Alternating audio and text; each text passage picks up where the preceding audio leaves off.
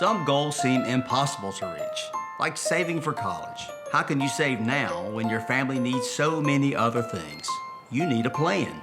Future Scholar is South Carolina's 529 college savings plan. You can start with any amount. Contributions are tax deductible and earnings are tax-free. So what are you waiting for? Learn more about the smart, easy way to save for college at futurescholar.com.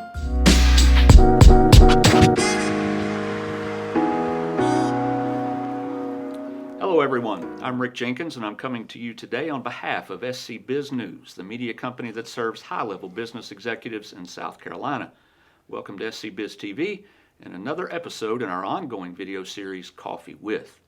Today I'm having coffee with South Carolina State Treasurer Curtis Loftis.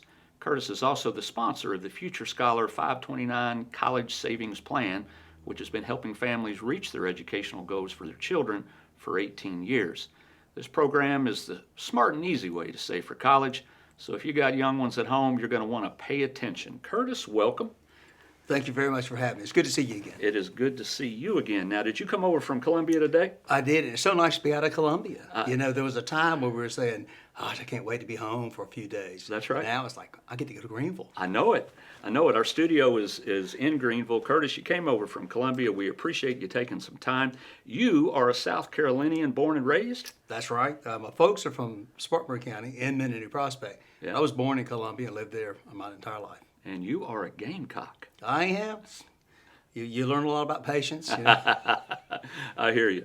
Well, I'm from Kentucky, and I'm a basketball fan, but in the football world, I know exactly what you're talking about. All right, we're going to talk about the 529 plan here in just a minute, but first, before we get into that, I want to talk about you and your job just for a second. You, of course, state treasurer. You were elected, you're in your third term, elected first in 2010. As such, you're pretty much the state's banker. Yeah. You're responsible for managing and investing about $50 billion in public funds. Big job. Tell us about it. It is, and it's above me. I got to be honest, I have great staff. Right. The treasurer's office is an interesting place. When I got there 10 years ago now, 11 years ago now, I never thought I'd get elected to office to start with. I just ran because I got mad at somebody. And then I've been reelected twice, so it's been an unexpected change in life. But we had an old office, so we've turned over about 95% of the personnel. They weren't bad folks, they were just at the end of their careers. And we now have one of the most modern, most technologically savvy treasurer's offices in the country. I put them up against everybody. And we're so fortunate. The top 7 people in my office are females. So I call them Sisters Club because when they get on me, you know how that is. But, and I'm real proud of that because in finance it's difficult. And it's made a big change in the office. If you want to break up the good old boy system, right, nothing better than 7 females to do that. I hear you. And so we're very fortunate. We invest more money, we manage it better, we pay less in fees, and we earn more in return. And that was our goal to start with. The 529 College Savings Plan, Future Scholars, it's called. You are also responsible for administering that plan. Tell us how long it has been in existence and the basic reason for it existing. Well, the General Assembly conspired with the federal government, and all 50 states have a plan. But you can't thank the General Assembly enough. People like myself, I'm oftentimes not thanking them, right? Because that's the job of the executive and the legislative branches to fight back and forth. But they did a fantastic job. They've made a plan that is far more flexible than most states. They've given us a generous state tax deduction. They said, Mr. Treasurer, we're not going to encumber you with 4 different other people to help you. It's your job. It's on you. You go off and do it. When I was elected, the plan was about $1.1 billion. Now it's $5 billion. And it's difficult. Like if you're in a retirement system, it's easy to accumulate a lot of assets because the assets are there 30 years. But when you're paying for people to go to K through 12 private school, which is allowable expenses for tuition, or college, most of the money is going to stay in there is 20 years, and oftentimes only 8 or 10 years. So we've grown the plan, and it's because the General Assembly set it up properly to start with. It is important that folks start early, isn't it? That's right. I wish that someone had had twisted my arm a little bit more and made me start earlier than I did. I've got 2 kids that are college age. I wish I'd started earlier, but it's important to get out in front of this thing, right? Well, I'm a few years older than you are, but school was so cheap when we were there. We didn't have to save. That's right. I started Carolina in '76, and it was $366 a semester. Yeah. Then it skyrocketed Right. to $376 a semester, $10 in 4 years. Yeah. And we had a few bucks in fees and books and things like that, but it was less than $500 a semester. So we didn't come out of school thinking about that. But now we know what it costs, and if you start saving now, that's good. It'd been better if you started yesterday. You can open a Future Scholar account on a child that's not even born. Mm-hmm. It's so flexible, you just open it on yourself and distribute it later on. Right. No fees. The South Carolina plan is really highly rated. I was reading before, over the last couple of days and preparing for you to come here, I was reading a lot, and I have seen South Carolina's plan ranked pretty high in terms of as it compares to other states. Why is it such a good plan? We worked hard on it. Yeah. As a treasurer of a state that is not a wealthy state, you really have to think about, is it just a college plan, is it another part of my job, or is it people can't go to school if they don't have the money? And so when you think about it that way, you want to do everything from making sure that the fees are low, you'll make sure the website is easy to use. We spent 2 years redoing the website. Can you imagine what a battle that was to make sure that it was compliant on the phone. And, and so this is easy. And as soon as you think you have it easy enough, somebody says, well, why do you have to do it this way? So we spend a lot of time, and it makes it easy for everybody. I read one story that talked about, and it was a story nationally that was comparing state plans, and it talked about the ranking that they had done, which was based on an expense ratio that the state charges the account holder. And South Carolina ranked in the top 5 in that. Tell me how that works. Well, you call it the top 5, which it is, but it's actually the lowest 5. The bottom 5, when right? we spent 2 years renegotiating our contract. Oh, gosh. I mean, we could fill this room full of paper. Because, it is a $4 billion plan now. It's $5 billion now. And it's 190,000 participants. And of course, we hope to double all of that, right? So it's a lot to it. Sure. And I've forgotten the question because I got We were talking about the expense ratio. Oh, the expense ratio. So after we were number 1. We had the lowest fees in the country. Yeah. We did, but people said, you can't get that done. Well, we did it. Right. Well, what happened then, other states whose contracts were coming up, issued FOIAs, Freedom of Information Acts, for our contract, which they can get. They saw what we were charging fees. They just went to their vendor and said, this is what we'll pay. Yep. So now we're in the top 5, but probably 25 or 30 states have used our contract to get lower fees. Right. Curtis, I want to get into all of the details here in just a second. But before we do, I want to make sure that our viewers have at their fingertips some contact information. Because as we start talking, some people might want to call, some people might want to shoot an email or that type of thing. But where can folks go to get all the information that you and I are getting ready to talk about? What's a good spot for them to go to? FutureScholar.com. Right. FutureScholar.com. Okay. It's an easy to operate website. Unless you just don't do computers at all, you can manage it. But if you can't, we have 800 numbers. Those phones are answered in the United States. You won't have any problems understanding, and they're very well trained, so they can answer your questions. Right. The 529 plan is not the same as the prepaid tuition plan, right? And that does not even exist anymore. Is that correct? Well, it kind of exists. Kind of. It's falling out. The 529 plan, the prepaid plan, was a great idea. It was you pay one sum of money, and your kid can go to college in South Carolina for that sum of money. You could pay it over a period of years, or you could make a lump sum payment. The problem was, and this is back way before I was in office, so I didn't have anything to do with it, they didn't make it actuarially sound. So we started in about 2005 or 6, losing money in a big way. They closed the plan in 2007. So we still have people in it. Some people still make a little payment, but most of them are paid for. The kids are just going to school. We are upside down in that plan. The state knows that. It's about $40 million, and they'll be making arrangements to make sure that those kids can go to school. But it was a bad plan.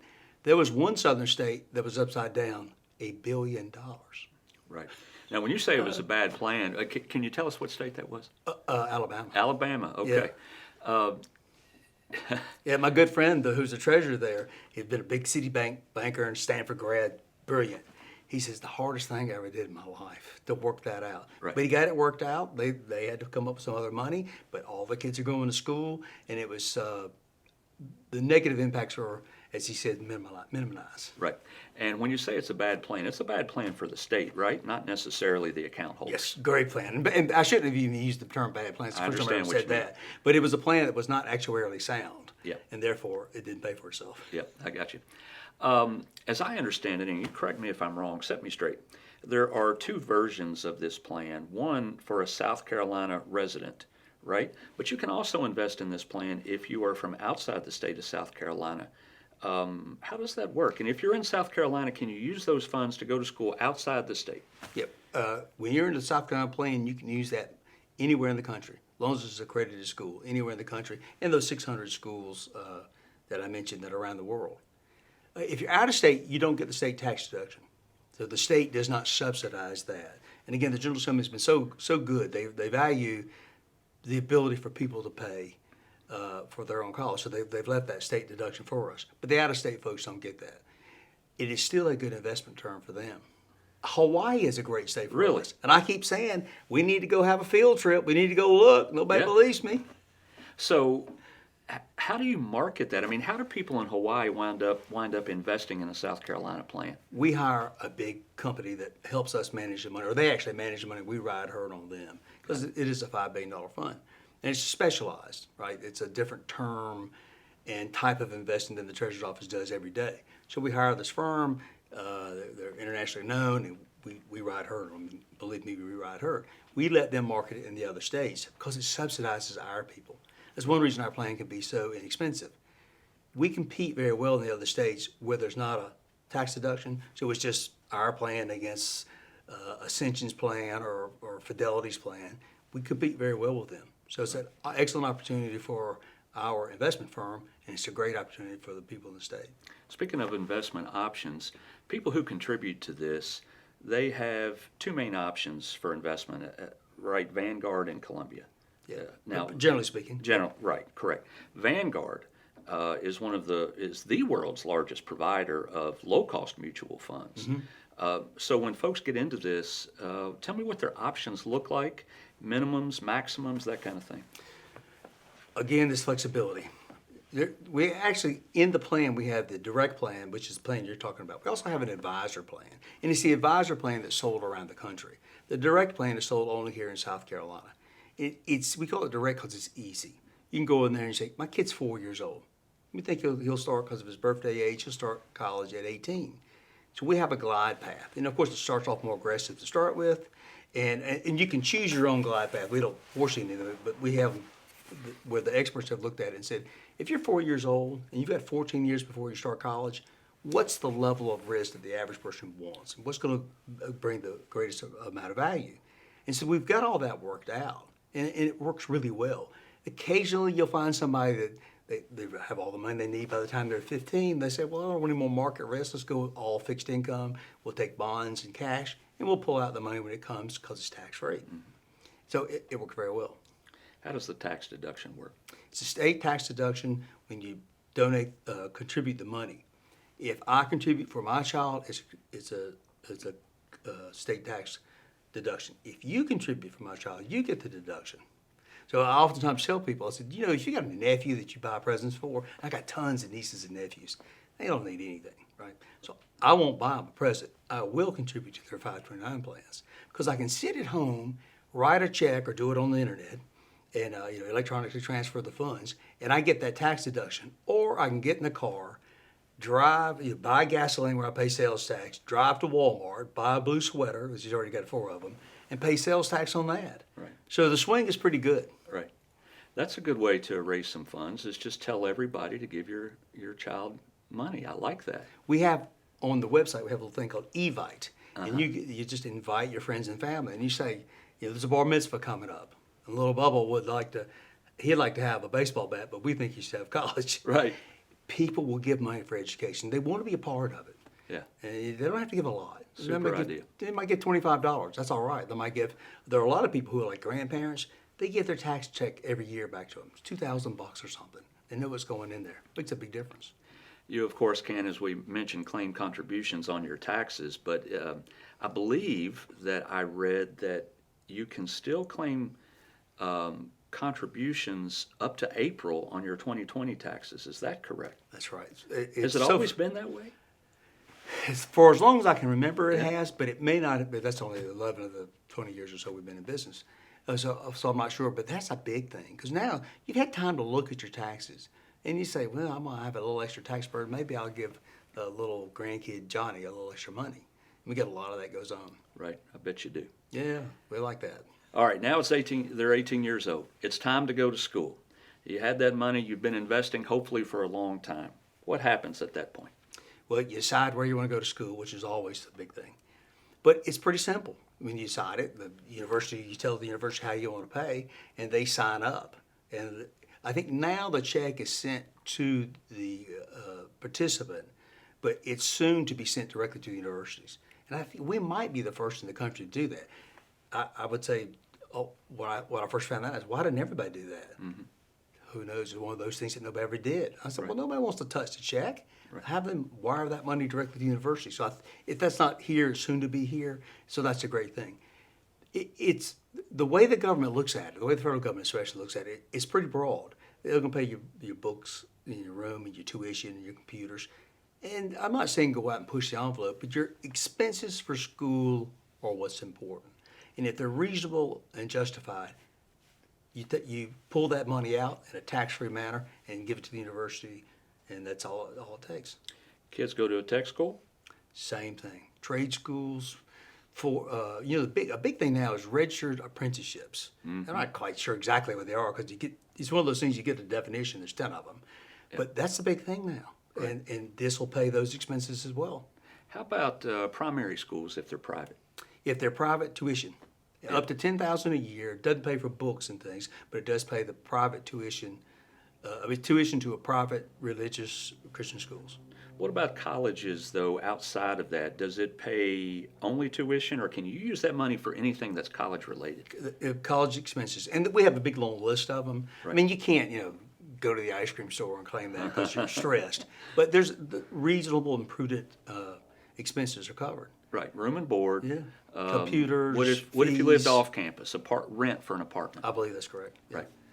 Fees, insurance plans. The universities spend a fortune. They charge a fortune in all these expenses and fees. Right. Yeah, they keep tuition low by jacking up the fees. Right. So all that's paid for. If you have 2 or 3 kids, can you use one plan for them? Yes. What a lot of people do is they'll start off and have one plan because they have one kid.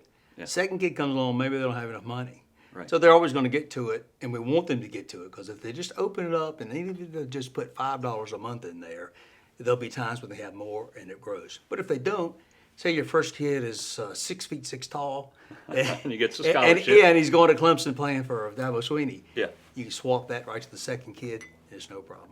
All right, so your son has a scholarship to Clemson, or your daughter gets a scholarship, or one of them decides, you know what, I don't want to go to school. I'm finished. What do you do with the dollars? Well, what are your options? What we try to tell people to start with, and I learned this lesson from one of our big national reps. He said, because he had 2 kids he put through Ivy League schools. He said, I still have some money left over. So how did you manage that? That was a story in itself. But he said, it's a good investment. I'm going to leave it. I can take it out later and pay the same penalty as I can now. But I may go back to college, or my kids may go back to college. There are a lot of people, say if you work in government or just in business, period, they're retiring at 50 and 55 years old. You know that. You've seen those statistics. It's kind of a problem. Well, a lot of them are going back to school. Right. We have people in their 30s open up accounts on themselves. So, because they want to retire at 50 or 55 and go to law school. They might go to Pepperdine and do law school in Malibu. Who knows? But it's up to them. So it's not something you want to rush out and take the money out of because the money is still growing tax-free. If you do decide to take the money out, there'll be a penalty. It's not a severe penalty. I've forgotten what it is, but it's not bone crushing or anything like that.